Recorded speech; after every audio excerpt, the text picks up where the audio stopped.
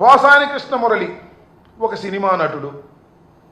ఆయన అయ్యా నమస్కారం బాబు, రాజా ఇక రాజకీయాలు వద్దు రాజా, నేను మానుకుంటాను రాజా అంటే వదిలిపెట్టారా? చొక్కా పట్టుకు రాకుండా ఫాల్స్ కేసు పెట్టి మీరు చేదెత్తుకుని చేసేస్తారు కదా. ఆయన రాజా అని ఏదో బూతులు మాట్లాడంటున్నారు. అయ్యా ఇవాళ ఆయన ఎవరండి?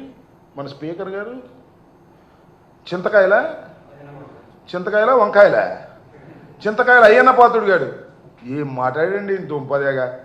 పచ్చి బూతులే కదండి జగన్మోహన్ రెడ్డి గారిని, నన్ను, రోజాని ఎన్ని బూతులు ఇచ్చాయండి మహానుభావుడు.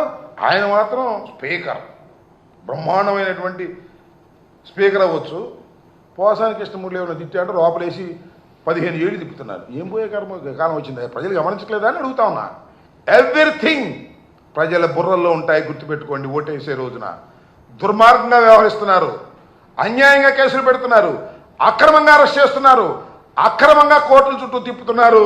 దీనికి మూల్యం చెల్లించక తప్పదు. ఎవరు అందరికన్నా ముందు మూల్యం చెల్లించాల్సింది